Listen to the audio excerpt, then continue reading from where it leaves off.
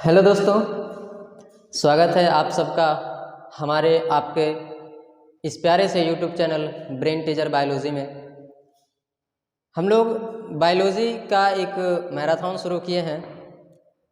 इस मैराथन में हम लोग कंप्लीट 11th-12th का बायोलॉजी पढ़ेंगे, जिसमें से हमने कल यानी पिछले लेक्चर में हमने बताया था बायोलॉजी का पूरा ओवरव्यू, मतलब कह सकते हैं बायोलॉजी का एक इंट्रोडक्शन दिया था, बायोलॉजी का एक बेसिक लेक्चर लिया था। उसमें हमने देखा था कि 11th में टोटल कितना चैप्टर्स पढ़ना है और 12th में कितना चैप्टर पढ़ना है, किस लेवल की पढ़ाई करेंगे, और ताकि हमारा नीट निकल सके। हम लोग का मेन फोकस नीट पे ही रहेगा और अदर कम्पिटिटिव एग्ज़ाम्स के लिए या फिर हमारे बोर्ड एग्ज़ाम्स के लिए भी ये लेक्चर हेल्पफुल रहने वाला है। तो कृपया इस लेक्चर को या पूरे हमारे मैराथन को अंत तक ज़रूर देखें। आपको कंप्लीट सिलेबस पढ़ाया जाएगा, उसमें चिंता करने की बात नहीं है, कंप्लीट सिलेबस आप सबको पढ़ाया जाएगा।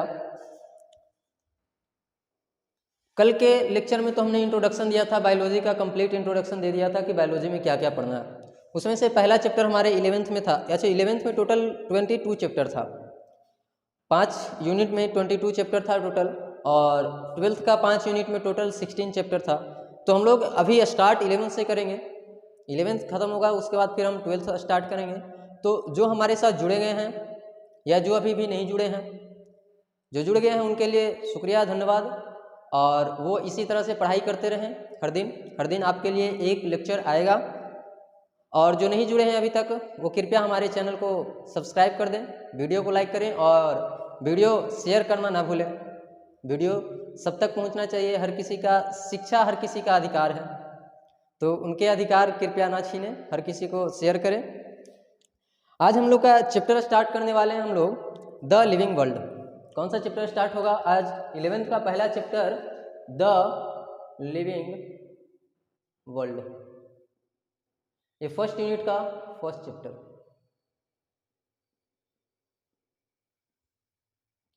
चैप्टर 1।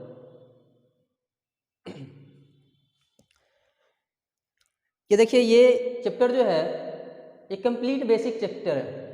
भले यहाँ से क्वेश्चन कम आता है, ऐसा नहीं कि आता ही नहीं है, क्वेश्चन आता है। एक क्वेश्चन नीट में कभी कभी पूछ देता है, एक या दो क्वेश्चन, तो इसको छोड़ के नहीं चलते हैं हम लोग, इसीलिए इसको पढ़ना जरूरी होता है। पहली बात तो ये कि क्वेश्चन यहाँ से आते हैं।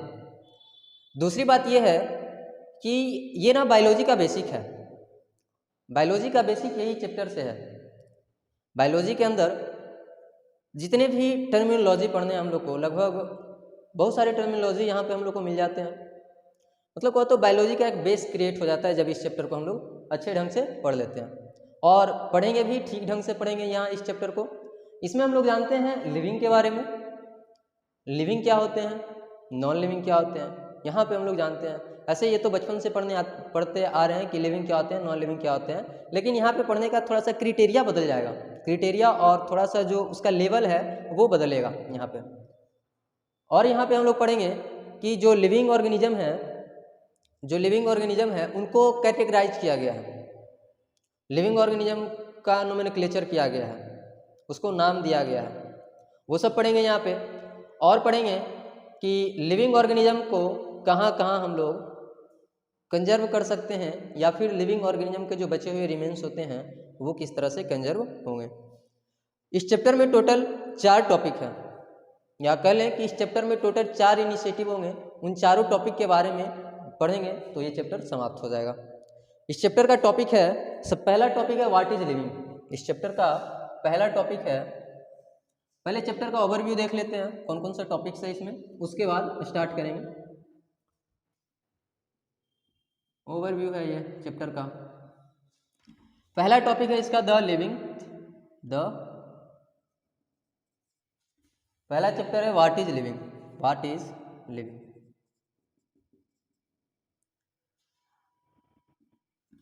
दूसरा टॉपिक है इस चैप्टर का नोमेनक्लेचर, दूसरा टॉपिक नोमेनक्लेचर। नोमेनक्लेचर में हम लोग देखेंगे कि जितने भी ऑर्गेनिजम्स है उसका नामकरण कैसे किया जाता है। इसके बाद तीसरा टॉपिक है taxonomy category, taxonomy category.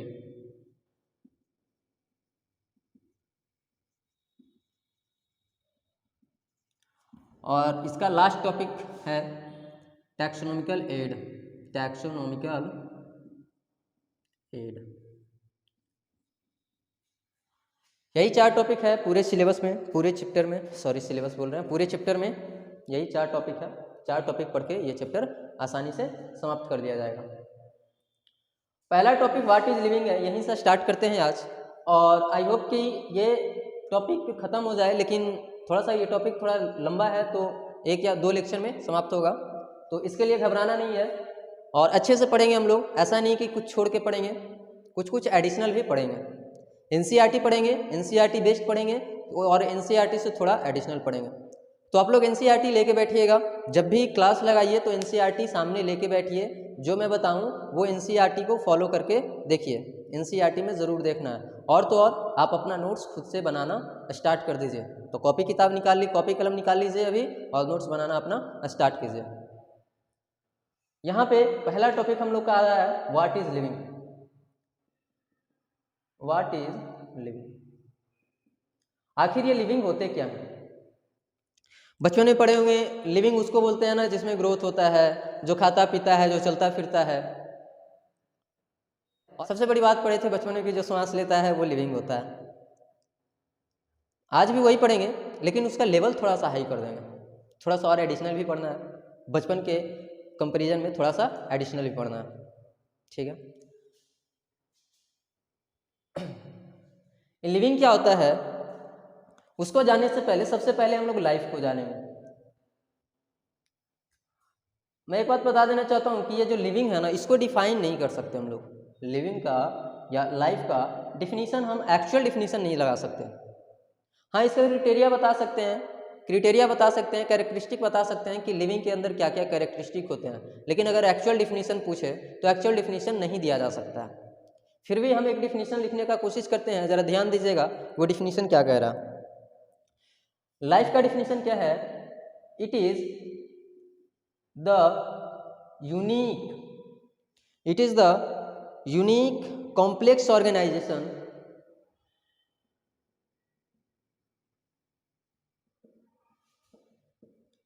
of molecules.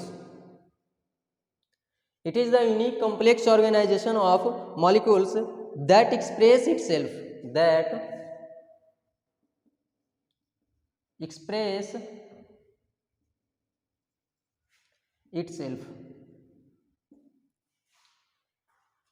through chemical reactions.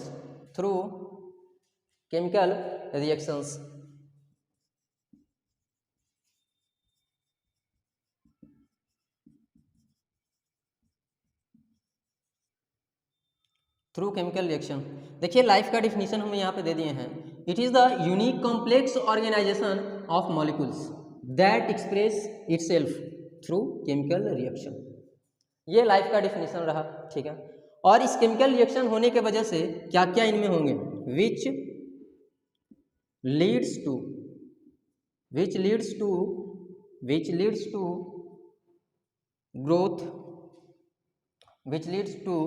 Growth, reproduction,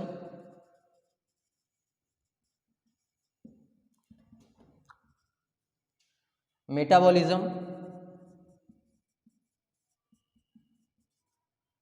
नहीं, रिस्पॉन्सिवनेस,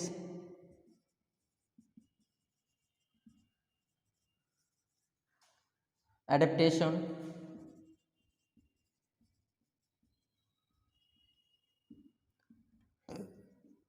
इटीसी। देखिए लाइफ क्या है? लाइफ जो है मॉलिक्यूल्स का ना, देखिए मॉलिक्यूल्स आप लोग जानते होंगे, कल भी बताए थे थोड़ा सा मॉलिक्यूल्स के बारे में। मॉलिक्यूल्स क्या होता है? सबसे पहले एटम की बात करते हैं। 9th क्लास में अगर पढ़ा होगा आपने, अगर नहीं भी पढ़ा तो आज सुन लीजिए। एटम जो होता है ना वो सबसे छोटा पार्टिकल होता है, smallest particle on the earth. Atom जो होता है वो सबसे छोटा पार्टिकल होता है, ठीक है। उस सब स्मॉलेस्ट पार्टिकल से मिलके बने होते हैं एलिमेंट्स। जैसे मैं बात करूं आयरन का, तो आयरन एक एटम के फॉर्म में जब एक आयरन का मॉलिक्यूल, जब ये लिखते हैं तो ये क्या है? ये एक एटम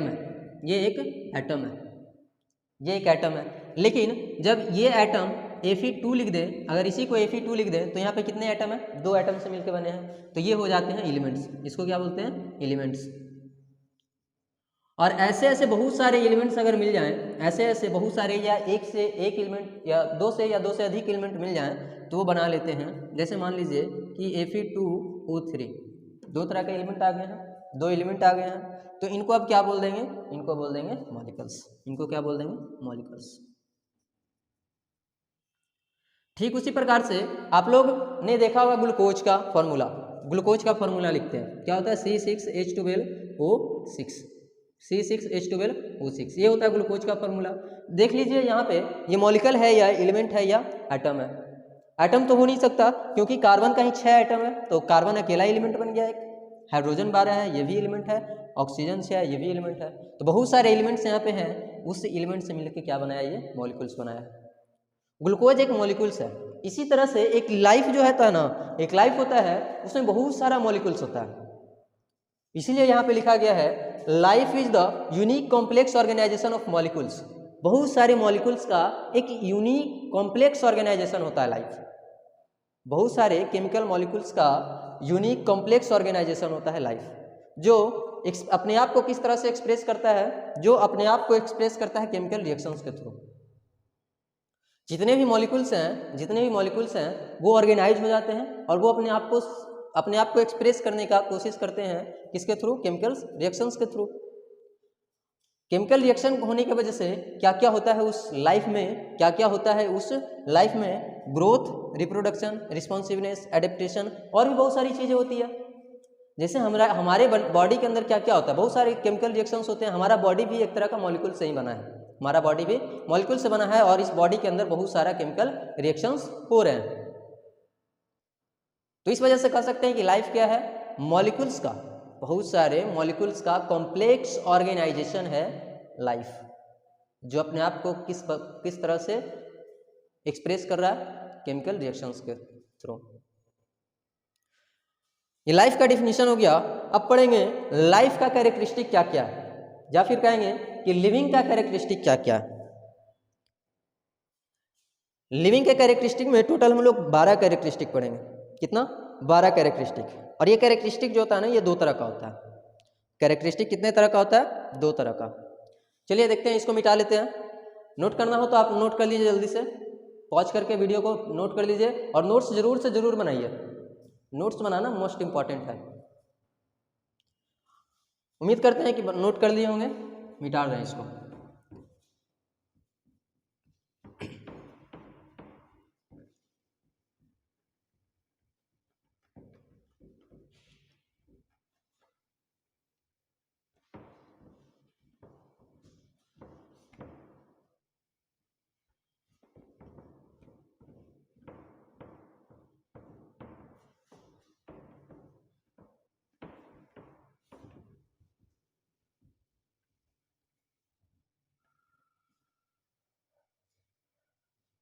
अब इसके बाद क्या पढ़ना है, इसके बाद हम लोग को पढ़ना है characteristic of living.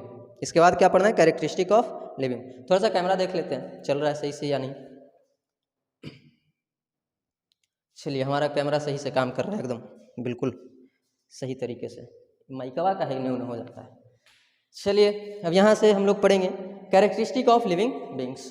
Living beings के पास क्या क्या कैरेक्टरिस्टिक होते हैं। ओ बोर्ड भैया, सही से मीटर दियो, नहीं सही से मीटर जा रहे बाबा।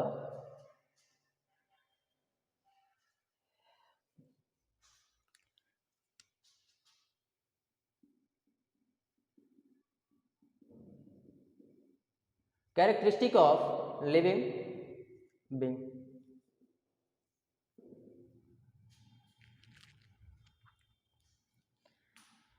इसमें टोटल 12 कैरेक्टरिस्टिक जानना है हम लोग को। हालांकि ये कैरेक्टरिस्टिक जो होता है ये दो तरह का होता है। कुछ कैरेक्टरिस्टिक क्या होता है, दो तरह का। देखिए, कैरेक्टरिस्टिक दो तरह का कौन कौन सा होता है। एक वैसा कैरेक्टरिस्टिक होता है फंडामेंटल, एक होता है फंडामेंटल कैरेक्टरिस्टिक।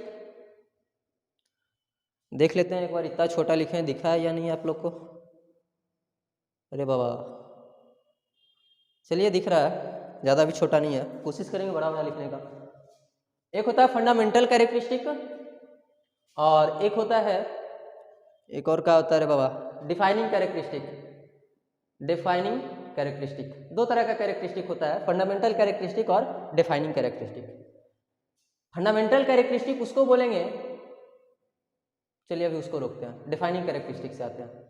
डिफाइनिंग कैरेक्टरिस्टिक उसको बोलेंगे ना, वैसा कैरेक्टरिस्टिक जो किसी चीज को डिफाइन कर सके, उसका कोई एक्सेप्शन ना हो। सिंपल से लिखेंगे यहाँ पे, without any exception, without any exception.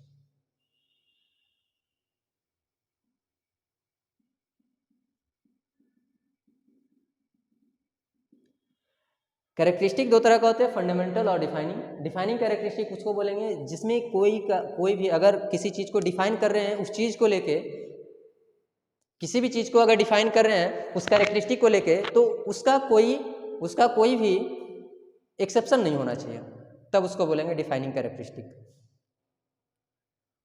और फंडामेंटल कैरेक्टरिस्टिक क्या होता है, एक्सेप्शन एक आध और मिल ही जाता है, कुछ ना कुछ एक्सेप्शन उसमें मिल जाते हैं, लेकिन डिफाइनिंग कैरेक्टरिस्टिक में कोई एक्सेप्शन नहीं मिलते हैं।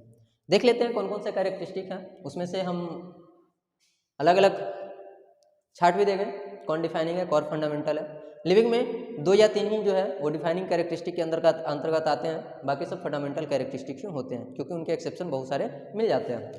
पहला कैरेक्टरिस्टिक हम लोग पढ़ेंगे growth and development, growth and development.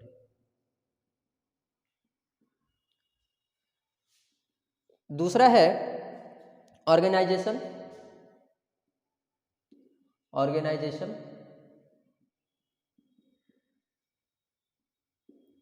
तीसरा है definite shape and size, sorry पहला में डिफिनिट शेप एंड साइज लिखना है हमको, डिफिनिट शेप एंड साइज।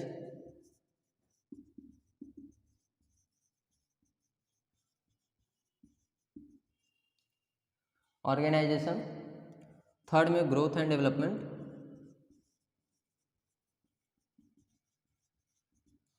फिर इसके बाद है मेटाबॉलिज्म, रिप्रोडक्शन, होम्योस्टैसिस। फोर्थ है मेटाबॉलिज्म, रिप्रोडक्शन, फिर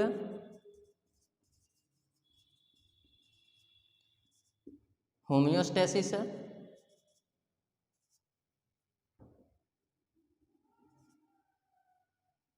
होम्योस्टैसिस मीनिंग क्या होगा, होम्योस्टैसिस। 7 नंबर पे आएगा consciousness, consciousness.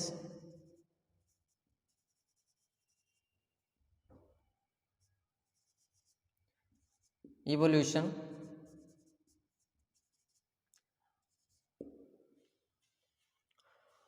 Repair and regeneration,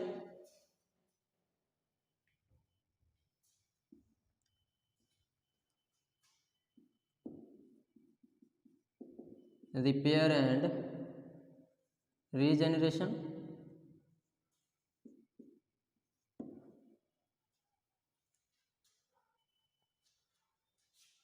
ageing.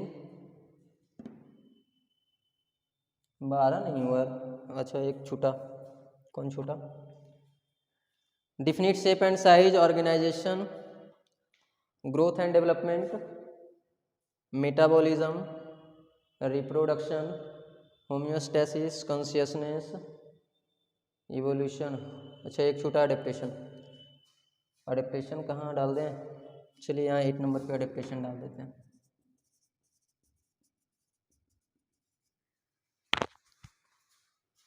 फिर इसके बाद है इवोल्यूशन, चलिए इवोल्यूशन को 10 नंबर पे कर देते हैं।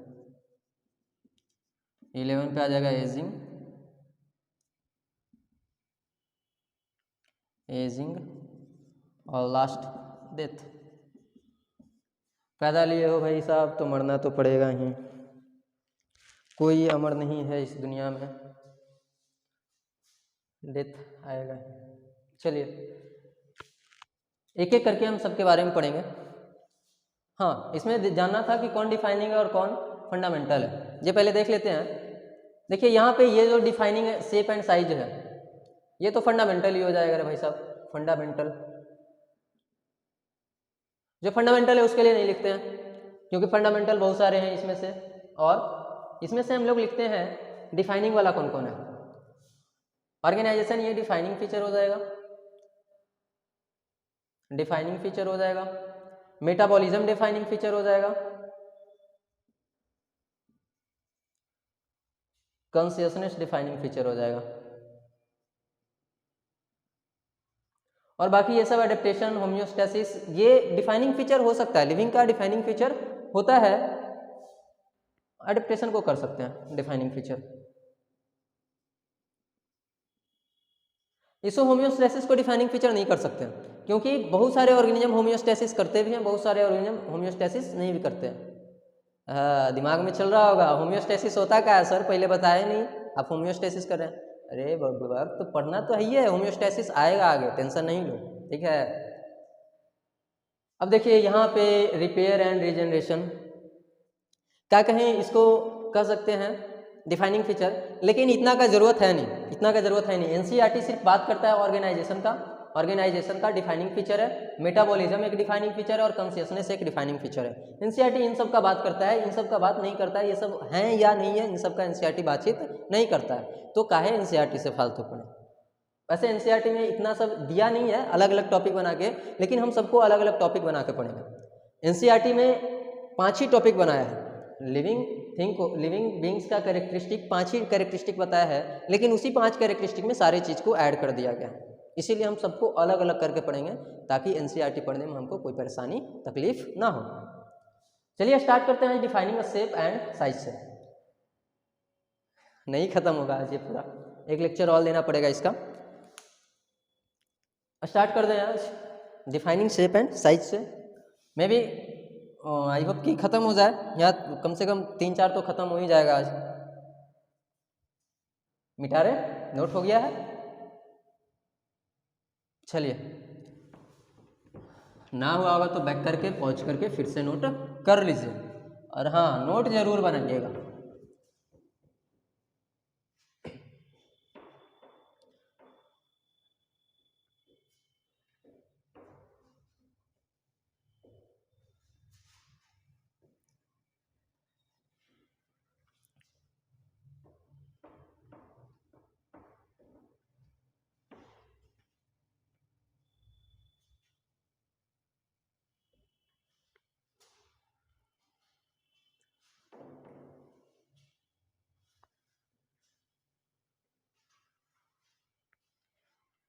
डिफिनिट शेप एंड साइज, पहला कौन सा फीचर था, डेफिनिट शेप एंड साइज। ये लिविंग बींग्स का कैरेक्टरिस्टिक है। डिफिनिंग शेप एंड साइज जो है ये लिविंग बींग्स का कैरेक्टरिस्टिक है। अच्छा, अब इसको डिफाइनिंग कैरेक्टरिस्टिक क्यों नहीं बोला गया, डिफाइनिंग फीचर क्यों नहीं बोला गया, क्योंकि डिफिनिंग शेप और साइज ये जो है ये तो नॉन लिविंग का भी हो सकता है। एक पत्थर का टुकड़ा ले लीजिए, उसका शेप क्या बदल जाएगा, नहीं बदलेगा। हमारा ब्लैक बोर्ड ही ले लीजिए, इसका शेप बदल जाएगा, नहीं बदलेगा, डिफिनिट है ना। इसीलिए इसको डिफाइनिंग फीचर में नहीं रखा जाता है, डिफाइनिंग कैरेक्टरिस्टिक में नहीं रखा जाता। डिफिनिट जितने भी लिविंग ऑर्गेनिज्म होते हैं उनका भी शेप और साइज जो होता है वो डिफिनिट होता है, लेकिन ऐसा नहीं है। कुछ कुछ लिविंग ऑर्गेनिज्म है उनका शेप और साइज डिफिनिट नहीं होता है। जैसे अमीबा का बात कर लेते हैं, उनका शेप और साइज दोनों को डिफिनिट नहीं होता है, इसीलिए इसको डिफाइनिंग फीचर नहीं करते हैं, डिफाइनिंग कैरेक्टरिस्टिक में नहीं रखते हैं। तो ये क्या है, living organism have definite shape and size which may change with a narrow range, change हो सकता है नैरो रेंज में थोड़ा सा, ठीक है, इधर उधर। Living beings have definite shape and size. Living beings have definite shape and size which may change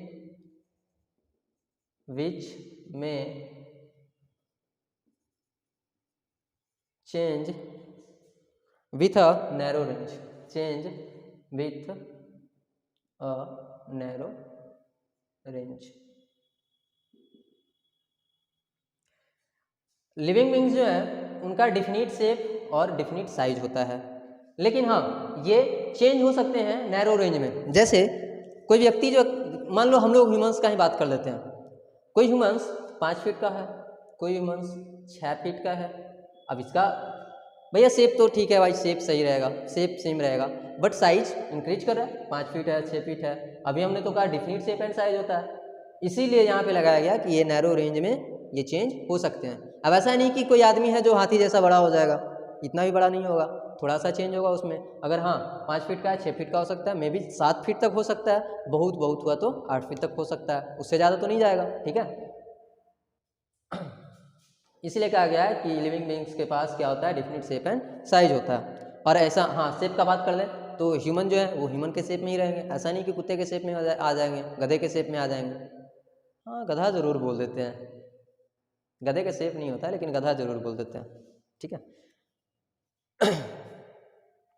अब इस प्रॉपर्टी की वजह से ना definite shape and size property होने की वजह से लिविंग थिंग्स को क्या बोला जाता है, मॉर्फस बोला जाता है। Due to this property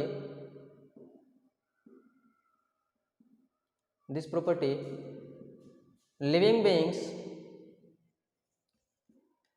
also known as मॉर्फस।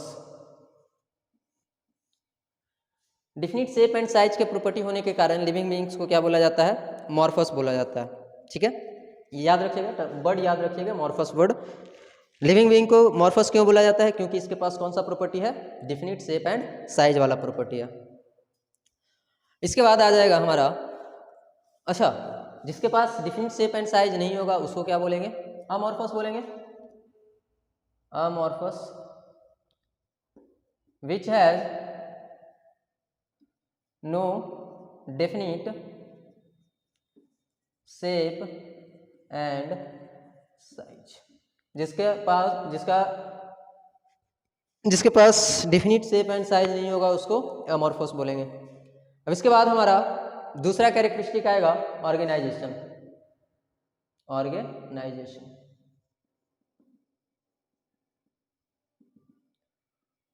Organisation का मतलब क्या होता है, संरचना, बॉडी का संरचना किस प्रकार से हुआ है, बॉडी का संरचना किस प्रकार से हुआ है,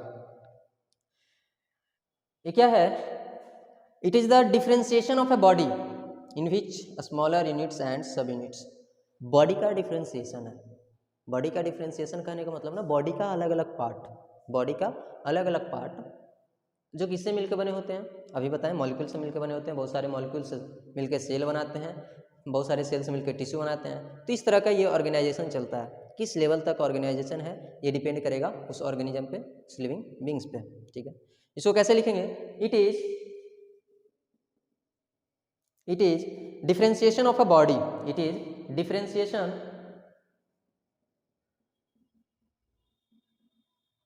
of a body, it is differentiation of a body in which smaller units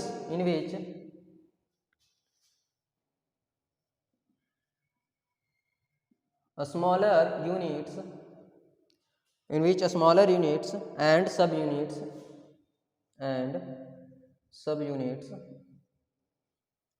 which are arranged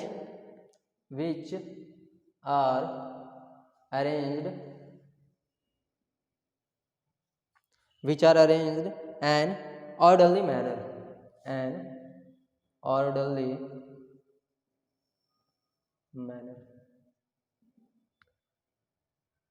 organisation क्या है, किसी बॉडी का डिफरेंशिएशन जिसमें छोटे यूनिट्स या सब यूनिट्स अरेंज हो जाते हैं एक ऑर्डरली मैनर में। जैसे यूनिसेलुलर, अच्छा ऑर्गेनिज्म जो होते हैं ना वो दो तरह का होते हैं, लिविंग थिंग्स जो होते हैं या लिविंग ऑर्गेनिज्म जो होते हैं वो दो तरह का होते हैं, यूनिसेलुलर और मल्टीसेलुलर। सेल क्या होता है, सेल बना के इस चीज़ का होता है, ये सब आएगा, टेंशन नहीं दीजिए, सब चीज़ पढ़ेंगे हम लोग। वो कल के लेक्चर में देखे ही थे कौन चीज़ कहाँ पढ़ना है। ठीक है, डोंट वरी, थोड़ा सा डिस्टर्बेंस था, चलिए कोई बात नहीं, हम अपना जर्नी स्टार्ट रखते हैं। क्या बोले थे, ऑर्गेनाइजेशन जो होता है, चलिए सेल का बात कर देते हैं पहले। सेल ये सेल जो होता है ना, ये किसका बना होता है? मॉलिक्यूल्स का बना होता है। किसका? मॉलिक्यूल्स का। तो क्या है यहाँ पे? बहुत सारे मॉलिक्यूल्स किसका बना होता है? एलिमेंट्स का। एलिमेंट्स किसका बना होता है? एटम का। कैसे कह सकते हैं? बहुत सारे स्मॉलर यूनिट्स या सब यूनिट्स, इसको यूनिट मान लो, इसको सब यूनिट्स मान लो, या छोटे छोटे यूनिट्स मान लो सबको। बहुत सारे स्मॉलर यूनिट्स या सब यूनिट्स एक ऑर्डरली मैनर में अरेंज हो जाए, एक ऑर्डरली मैनर में अरेंज होके क्या बनाते हैं? बॉडी का डिफ्रेंसिएशन बनाते हैं। बॉडी का डिफ्रेंसिएशन बनाते हैं। अब जो यूनिसेलुलर ऑर्गेनिज्म है उसका पूरा बॉडी तो एक सेल ही हो जाएगा, तो सेल के अंदर ही डिफ्रेंसिएशन देखेंगे हम लोग। और जो मल्टीसेलुलर ऑर्गेनिज्म है उसमें सेल टिश्यू बनाएगा, टिश्यू ऑर्गन बनाएगा, ऑर्गन ऑर्गन सिस्टम बनाएगा, तो उस लेवल से उसमें डिफ्रेंसिएशन देखेंगे। तो सेल के लेवल में किस तरह से डिफ्रेंसिएशन देखेंगे? सेल के अंदर ही डिफ्रेंसिएशन देखेंगे। काहे माइक भैया इधर उधर काहे हो रहे हैं आप जी? अच्छा ठीक, आप इधर रहिए सही से। ऑर्गेनाइजेशन समझ में आया? बहुत सारे छोटे मॉलिक्यूल्स या बहुत सारे छोटे यूनिट्स, स्मॉलर यूनिट्स एंड सब यूनिट्स जब एक ऑर्डरली मैनर में अरेंज हो जाता है तो उसी को बोलते हैं ऑर्गेनाइजेशन। उसी को क्या बोलते हैं? ऑर्गेनाइजेशन। समझ में आ गया? तो हम लोग देख लेते हैं लिविंग बीइंग में ऑर्गेनाइजेशन किस मैनर में चलता है। लिविंग बीइंग में ऑर्गेनाइजेशन किस मैनर में चलता है वो देख लेते हैं। वो मैनर यहीं से स्टार्ट होगा, जहाँ से हम लिखे यहाँ मॉलिक्यूल, एलिमेंट, एटम, यहीं से स्टार्ट होगा। उसको देख लेते हैं एक बार। देखिए,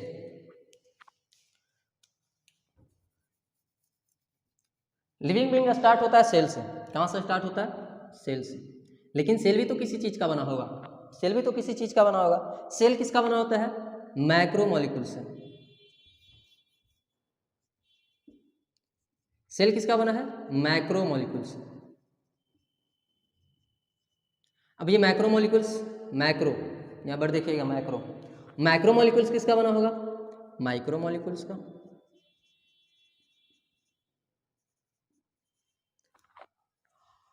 अच्छा, कल एक चैप्टर का नाम लिए थे बायोमॉलिक्यूल्स, कहीं वही तो नहीं सर ये दोनों माइक्रो मॉलिक्यूल्स और मैक्रो मॉलिक्यूल्स? बिल्कुल बिल्कुल वही दोनों है, ये माइक्रो मॉलिक्यूल्स और मैक्रो मॉलिक्यूल्स जो है वही दोनों है। ठीक है, उसमें हम लोग यही सब पढ़ेंगे। माइक्रो मतलब छोटा मॉलिक्यूल्स, छोटे छोटे मॉलिक्यूल्स, और मैक्रो मतलब बड़े मॉलिक्यूल्स। बहुत सारे छोटे मॉलिक्यूल्स मिलके क्या बनाएंगे? बड़े मॉलिक्यूल्स बनाएंगे। ठीक है, और इनको पता है क्या बोलते हैं? माइक्रो बायोमॉलिक्यूल्स कह सकते हैं और मैक्रो बायोमॉलिक्यूल्स कह सकते हैं। चूंकि ये लाइफ बना रहा है, सेल क्या है? सेल ही लिविंग होता है, ये मॉलिक्यूल्स लिविंग नहीं होता है।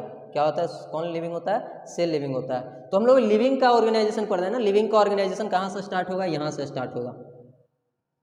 लिविंग का ऑर्गेनाइजेशन सेल से स्टार्ट होगा। ये सेल जो है, ये सेल अगर ऑर्गेनाइज हुआ, सेल अगर अरेंज हुआ एक प्रॉपर ऑर्डरली मैनर में, तो ये क्या बनाएगा? ये बनाएगा टिश्यू।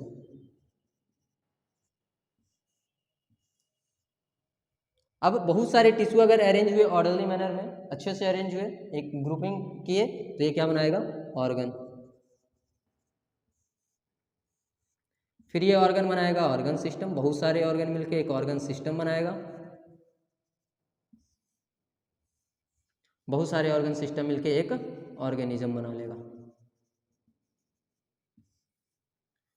समझ गए? ऑर्गेनिज्म का मतलब क्या? लिविंग थिंग, लिविंग ऑर्गेनिज्म, जिसके अंदर जान है वो ऑर्गेनिज्म। समझ में आ गया? ठीक है। पता है ऑर्गेनिज्म क्यों बोला जाता है? किसी भी लिविंग को लिविंग थिंग क्यों नहीं बोला जाता है? बचपन में सुनते होंगे living thing, non living thing, लेकिन हम लोग ना गलत बोलते थे या गलत सुनते थे। लिविंग थिंग, लिविंग थिंग नहीं बोला जाता, लिविंग ऑर्गेनिज्म बोला जाता है, या लिविंग बींग्स बोला जाता है। पता है आप लोग को लिविंग को ऑर्गेनिज्म क्यों बोला जाता है? सिंपल सी बात है, लिविंग के अंदर क्या होता है? ऑर्गेनाइजेशन होता है। लिविंग के अंदर ऑर्गेनाइजेशन होने की वजह से इसको ऑर्गेनिज्म बोला जाता है। ये बात लिख लें। Living beings are also called, living beings are also called organism due to organisation.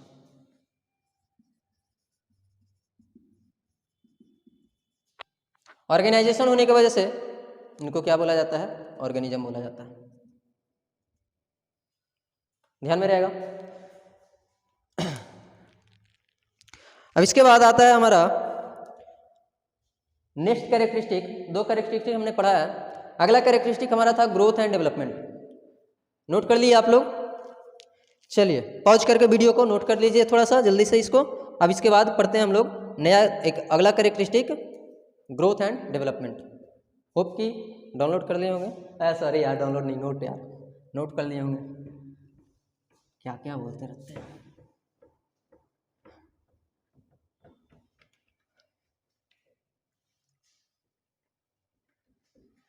इस बार ग्रोथ एंड डेवलपमेंट देखेंगे।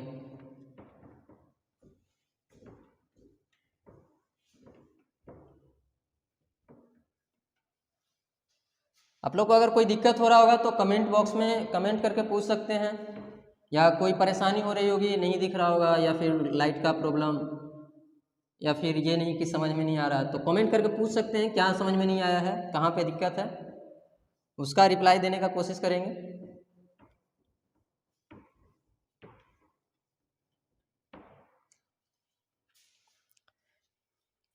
Next characteristic growth and development. Third है हमारा ग्रोथ एंड डेवलपमेंट।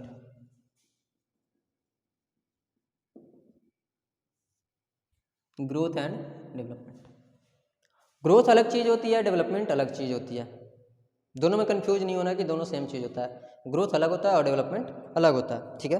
देखिए ग्रोथ क्या है, ग्रोथ का डिफिनेशन अगर देना चाहें ऐसे कह सकते हैं, growth is a permanent and irreversible change. क्या होता है, किसी भी ऑर्गेनिज्म के अंदर ग्रोथ क्या होता है, परमानेंट एंड इरिवर्सिबल चेंज होता है।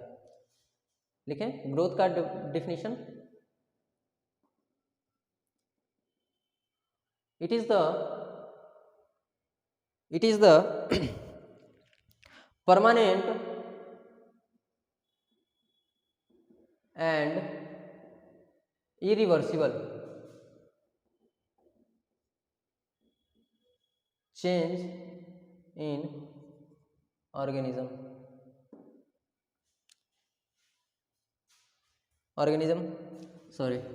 change in size of cell, organ या ऑर्गेनिज्म। ग्रोथ क्या कहलाता है, ग्रोथ क्या है, परमानेंट और रिवर्सिबल चेंज। परमानेंट और इरिवर्सिबल चेंज किसमें, सेल के साइज में, ऑर्गन के साइज में, या ऑर्गेनिज्म के साइज में, किसी चीज़ के भी साइज में। अगर सेल के साइज में भी ग्रोथ हुआ है तो वो परमानेंट है और इरिवर्सिबल है, वो ग्रोथ फिर घटेगा नहीं, ठीक है। और यदि किसी ऑर्गन में ग्रोथ हुआ है तो भी इरिवर्सिबल होगा, परमानेंट ग्रोथ होगा।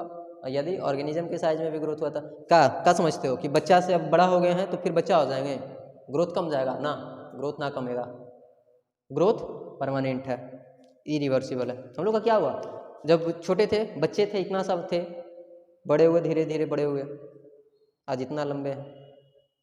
वैसा नहीं कि फिर से बच्चे जैसे छोटे हो जाएंगे। क्यों, क्योंकि ग्रोथ जो है वो परमानेंट है एंड इरिवर्सिबल है, ठीक है। ग्रोथ में होता क्या है, ग्रोथ में दो चीज़ों का इंक्रीज होता है, 2 चीज़ इंक्रीज होता है, 2 नहीं 3 चीज़ इंक्रीज होता है। देखिए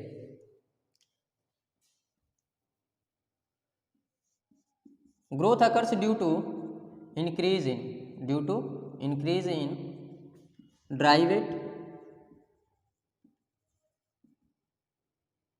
इसी में मास कर लें, 2 ही कर लेते हैं, और दूसरा नंबर।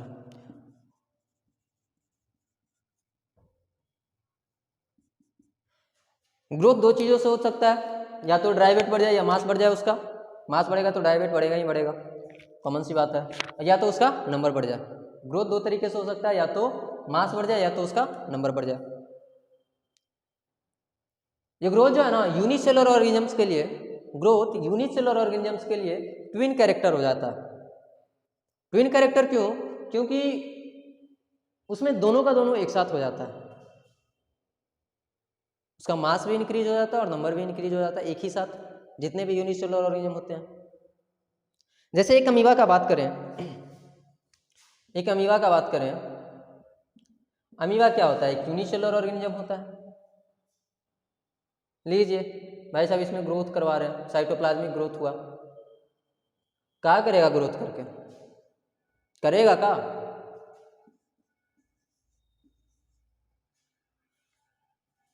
नंबर बढ़ा लिया आपने, देखिए अभी भी साइज तो उतना ही है रे बाबा, देख लो साइज उतना ही है। तो यहाँ पे ग्रोथ, मास में ग्रोथ हुआ, मास में ग्रोथ हुआ, साथ साथ में नंबर भी ग्रोथ हो गया। मतलब ये कह सकते हैं कि जब नंबर ग्रो करता है ना, तो मास आधे आधे डिवाइड हो जाते हैं। समझ में आया क्यों कहते हैं ग्रोथ को ट्विन कैरेक्टर? लिख लें वो line,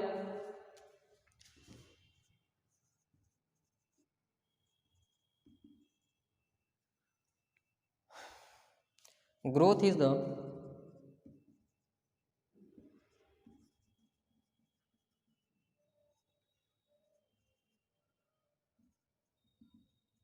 unicellular organism. Growth is the twin character for unicellular organism,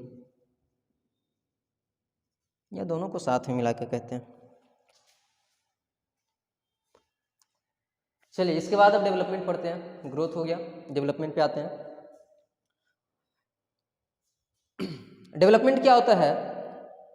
some total of changes, sum total changes that occurs in organ और organism during its life cycle या लाइफ टाइम। पूरे जीवन काल में देखिए ग्रोथ क्या है? ग्रोथ हमेशा होते रहता है, ग्रोथ जो है ना वो हमेशा होते रहता है। और डेवलपमेंट किसको बोलते हैं? ग्रोथ जो है वो हमेशा होते रहता है। और डेवलपमेंट किसको बोलते हैं? डेवलपमेंट उसको बोलते हैं ना पूरे लाइफ टाइम में, पूरे लाइफ टाइम में टोटल कितना ग्रोथ हुआ है, टोटल कितना ग्रोथ हुआ है या कितना चेंज हुआ है उसके ऑर्गन के साइज में या ऑर्गेनिज्म के साइज में या सेल के साइज में।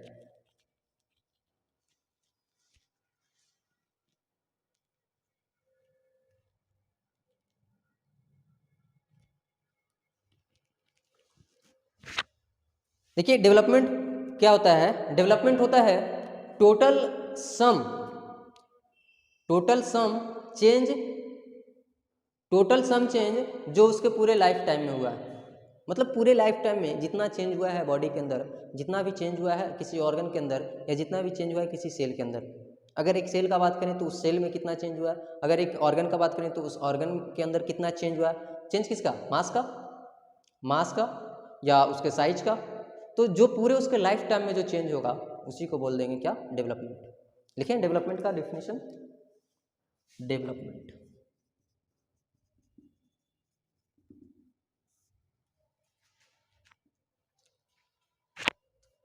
it is the sum total change of, it is the sum total changes that occurs in an organ या organism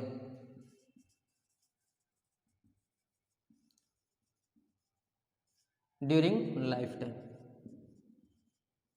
पूरे जीवन काल में उस ऑर्गन या उस ऑर्गेनिज्म के अंदर कितना चेंज हुआ है, टोटल कितना चेंज हुआ है, उसी टोटल चेंज को क्या बोल देंगे? डेवलपमेंट बोल देंगे। आई होप कि अच्छे से समझ में आ गया होगा। नहीं समझ में आया कमेंट करके बताइएगा, फिर से एक बार समझाने का कोशिश करेंगे, ठीक है।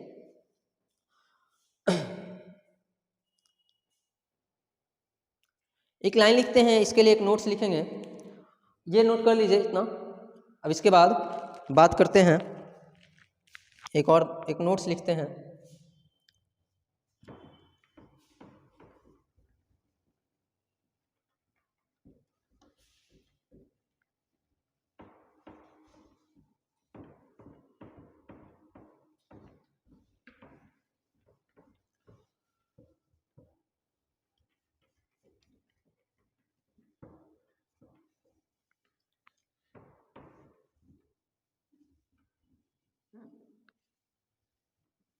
चलो चलो तुम्हें तारों के शहर में। स्टार मार के लिखेगा 175 स्टार मार के। 175 स्टार डायलॉग है, मार नहीं लीजिएगा 175 डायलॉग मार रहे हैं। 175 स्टार क्यों लगवा रहे हैं? क्योंकि इंपॉर्टेंट है, बहुत ही इंपॉर्टेंट लाइन है ये। कौन सा लाइन है ये? ग्रोथ का ट्विन कैरेक्टर्स हो जाएंगे। जितने भी यूनिसेलुलर ऑर्गेनिज्म हैं उनके अंदर मास का बढ़ना और उनके नंबर का बढ़ना, ये क्या हो जाएगा? उनके ग्रोथ का ट्विन कैरेक्टर्स हो जाएगा। ग्रोथ के अंदर ही दो कैरेक्टर्स है। कौन कौन सा? मास का इंक्रीज होना और नंबर का इंक्रीज होना, और ये दोनों एक साथ साथ हो जाते हैं, इसीलिए इनको ट्विन कैरेक्टर्स बोले जाते हैं। किसका? ग्रोथ का। किसके लिए? यूनिसेलुलर ऑर्गेनिज्म के लिए। अभी एग्जांपल दिए थे अमीबा का, ठीक है। और बता दें, प्लांट्स और एनिमल्स जो होते हैं उसमें भी ग्रोथ होगा। अरे भैया, ग्रोथ तो हर एक लिविंग ऑर्गेनिज्म में होगा ना, जितने भी लिविंग ऑर्गेनिज्म है उनमें ग्रोथ तो होगा ही। जो प्लांट होते हैं ना, वो अपने पूरे जीवन काल में ग्रोथ करते हैं, अपने पूरे जीवन भर उसमें ग्रोथ होता रहता है। जितना दिन तक प्लांट जिंदा है उसमें ग्रोथ होता रहेगा, ठीक है। वो लाइन भी लिख लेते हैं। In plants growth occurs up to a certain growth continues in plant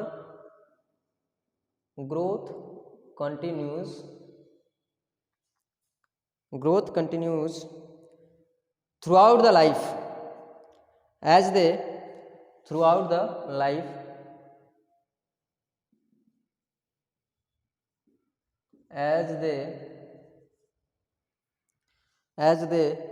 have meristematic areas,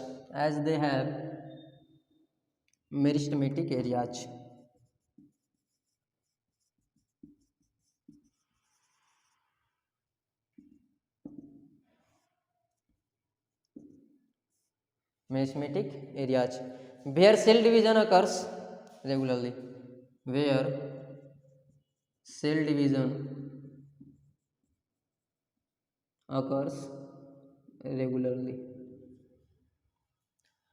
plant जो होते हैं उसमें ग्रोथ पूरे उनके लाइफ में होता है, थ्रू आउट द लाइफ। जब तक प्लांट जिंदा है ना तब तक उनमें ग्रोथ होता रहेगा। जब तक प्लांट जिंदा है तब तक उसमें ग्रोथ होता रहेगा। क्यों ग्रोथ होगा? क्योंकि उनके पास मेरिस्टेमेटिक एरियाज होते हैं, या फिर यूँ बोल दें कि उनके पास क्या होते हैं? मेरिस्टेमेटिक सेल होते हैं, जिसके अंदर रेगुलरली सेल डिवीजन होते रहता है। अच्छा, मेरिस्टेमेटिक सेल कौन सा सेल होता है? देखो, प्लांट जब प्लांट एनाटॉमी पढ़ेंगे तो वहाँ पे पढ़ेंगे कि प्लांट में दो तरह का सेल होता है। मेरिस्टेमेटिक सेल और एक परमानेंट सेल होता है। मेरिस्टेमेटिक सेल उसको बोलते हैं ना जिसके अंदर डिवीजन होता है, capable for division. Meristematic cell कौन सा सेल होता है? जिसके अंदर डिवीजन करने का क्षमता होता है। जितने भी मेरिस्टेमेटिक सेल होंगे उसके अंदर डिवीजन करने का क्षमता होगा और वो डिवीजन उसमें होगा, ठीक है। लेकिन ऐसा एनिमल्स में नहीं होता। एनिमल्स के पास ऐसा कोई सेल नहीं होता है मेरिस्टेमेटिक सेल। हाँ, लेकिन फिर भी ऐसा नहीं है कि एनिमल्स के बॉडी के अंदर सेल डिवीजन ही नहीं होता है। सेल डिवीजन होता है, लेकिन सेल डिवीजन उसमें क्या किसके लिए होता है? रिपेयरिंग के लिए होता है। मान लो कोई सेल मर गया या कोई सेल डैमेज है तो उसके रिपेयरिंग के लिए होगा, या कोई सेल मर गया है तो उसके जगह पे एक नया सेल डिवाइड होके बनेगा। प्लांट में उसके ग्रोथ के लिए भी बहुत सारे सेल्स बनते रहते हैं। सेल डिवीजन उसके ग्रोथ के लिए भी होते रहते हैं, इसीलिए प्लांट का ग्रोथ उसके थ्रू आउट द लाइफ तक होते रहता है। लेकिन एनिमल में ऐसा कोई कंडीशन नहीं है। एनिमल्स में सेल डिवीजन होता है लेकिन वो ग्रोथ के लिए सेल डिवीजन नहीं होता है। तो एनिमल्स का जो ग्रोथ है वो कुछ सर्टेन एज तक ही लिमिट रहेगा। In animals growth occurs up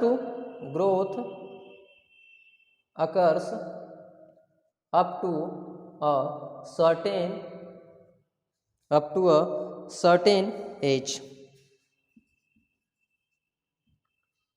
after which cells divides only to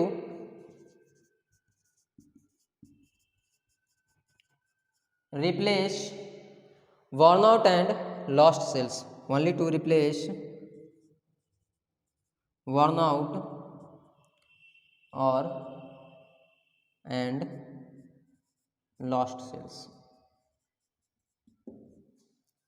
animals में ग्रोथ एक सर्टेन एज तक होगा, एनिमल्स में ग्रोथ एक सर्टेन एज तक होगा। उसके बाद जो सेल डिवीजन होगा, उसके बाद जितने भी सेल में डिवीजन होगा, वो सेल में डिवीजन क्यों होगा? वर्न आउट सेल्स को रिप्लेस करने के लिए, मतलब जो डैमेज सेल्स हैं उसको रिप्लेस करने के लिए, या जो सेल्स मर चुके हैं, खत्म हो चुके हैं, उनको रिप्लेस करने के लिए सेल डिवीजन होता है एनिमल्स में। ठीक है, इतना समझ में आ गया। ग्रोथ में टोटल 3 प्रोसेस इन्वॉल्व होते हैं। ग्रोथ में कितने प्रोसेस इन्वॉल्व होते हैं? टोटल 3 प्रोसेस इन्वॉल्व होते हैं। मिटा के लिखें या कहीं पे हटा दें? 3 process are involve in growth. Growth में टोटल 3 प्रोसेस इन्वॉल्व होता है। कौन कौन सा? सेल डिवीजन, सेल इनलार्जमेंट और secretion of apoplasmic substances. Secretion of apoplasmic substances वो नहीं लिख पा रहे, नहीं तो लिख लीजिए यहाँ पे। ग्रोथ में टोटल कितने चीज़ें इन्वॉल्व होते हैं, कितने स्टेज में, कितने स्टेप्स में ग्रोथ होता है? Cell division, cell enlargement,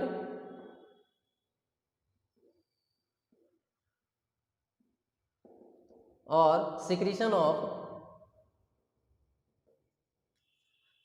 of apoplasmic substances. Secretion of apoplasmic substances. अब ये एपोप्लाज्मिक सब्सटेंस क्या होता है सर? एपोप्लाज्मिक सब्सटेंस क्या होता है, इसका चर्चा हम आगे करेंगे, अभी घबराइए नहीं, थोड़ा सा धैर्य बना के रखिए। एपोप्लाज्म क्या होता है या एपोप्लाज्मिक सब्सटेंस क्या होता है? अच्छा, आप जानते हैं कि ग्रोथ होता है कितने प्रकार से? ग्रोथ 2 प्रकार से होता है, एक्सट्रिंसिक ग्रोथ और इंट्रिंसिक ग्रोथ। लिविंग ऑर्गेनिजम्स में ग्रोथ, लिविंग में नहीं, मतलब टोटल ग्रोथ 2 तरह से होते हैं, एक्सट्रिंसिक ग्रोथ और इंट्रिंसिक ग्रोथ। चलिए देख लेते हैं वो भी।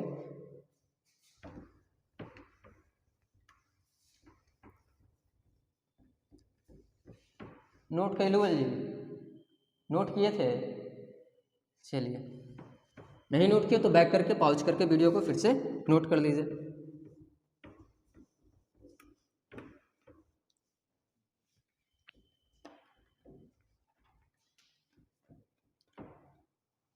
चलो ले तुझे तारों के शहर में,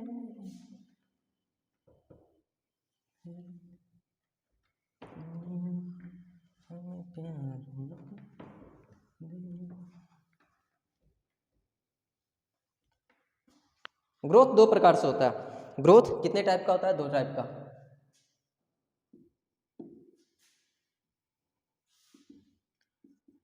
एक्सट्रिंसिक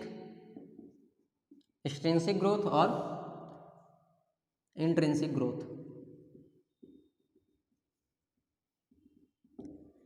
एक्सट्रिंसिक ग्रोथ के लिए एक वर्ड यूज करते हैं हम लोग, एक्रीशन। एक्सट्रिंसिक ग्रोथ के लिए एक वर्ड यूज करते हैं, एक्रीशन। इंट्रिंसिक के लिए एक वर्ड यूज करते हैं, इंट्यूसुसेप्शन। लंबा वर्ड है, इंट्यूसुसेप्शन।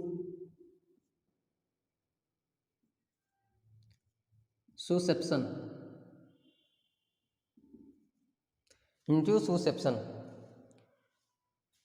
इंट्यूसुसेप्शन।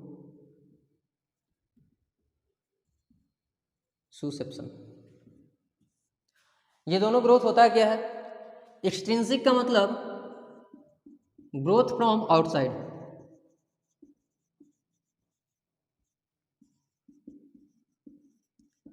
जो बाहर से ग्रोथ होगा, जो चीजें बाहर से ग्रोथ करेगा उसको बोलेंगे एक्सट्रिंसिक ग्रोथ, और जिसमें अंदर से ग्रोथ होगा उसको बोलेंगे इंट्रिंसिक ग्रोथ।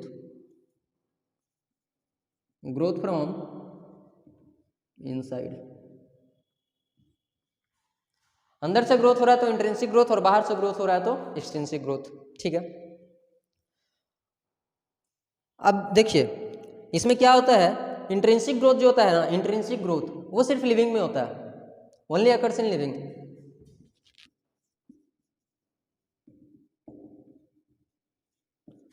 लिविंग थिंग्स में सिर्फ और सिर्फ इंट्रिंसिक ग्रोथ होता है, कोई भी एक्सट्रिंसिक ग्रोथ लिविंग थिंग्स में नहीं होता है। जितने भी ग्रोथ होते हैं वो एक्सट्रिंसिक ग्रोथ होते हैं, इंटरनल ग्रोथ होते हैं, अंदर से ग्रोथ होते हैं। बात करोगे सर हमारा बाल है, बाल वो तो बाहर से ग्रोथ होता है, बाहर ग्रोथ करता है।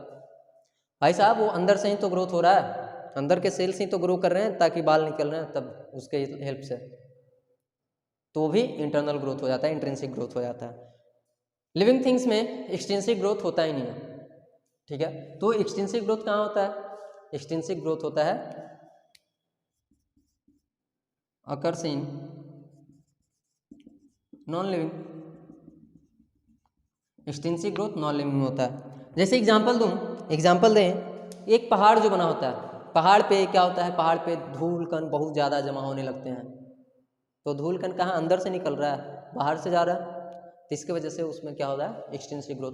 कहते हो ना, तुम लोग सुने होगे बचपन में कि, बचपन में क्या अभी भी सुनते होगे कि पहाड़ बढ़ते हैं, कैसे? उसमें कोई इंट्रिंसिक ग्रोथ नहीं होता। तो अफवाह फैला दो कि नहीं सर पहाड़ बढ़ते हैं तो वो लिविंग होंगे, नहीं, ऐसा नहीं है।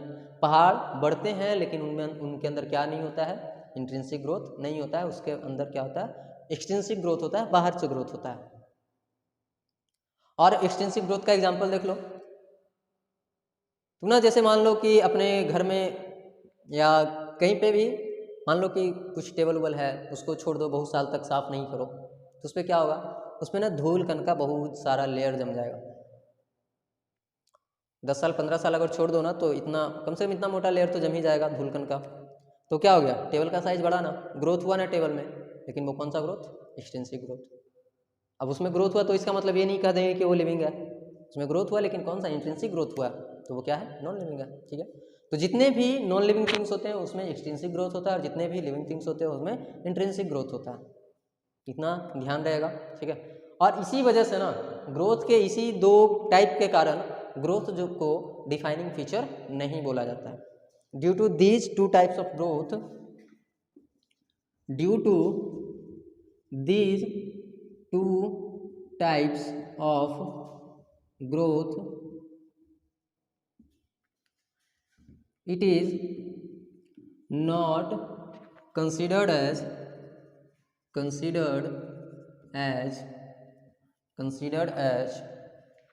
defining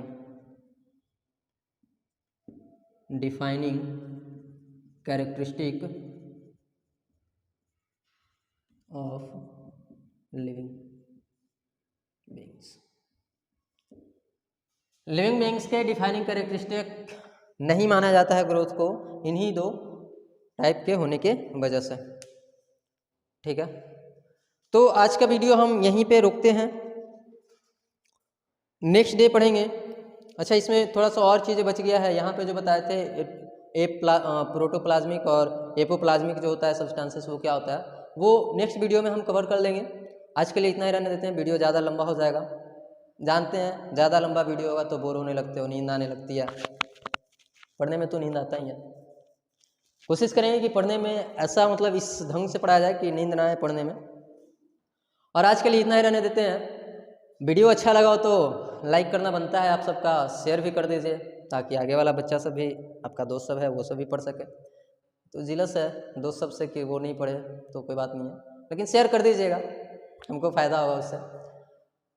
और सब्सक्राइब तो चैनल को कर ही लीजिए, बेल आइकन को दबा दीजिए ताकि वीडियो जब भी डालें नोटिफिकेशन मिल जाए। Thank you.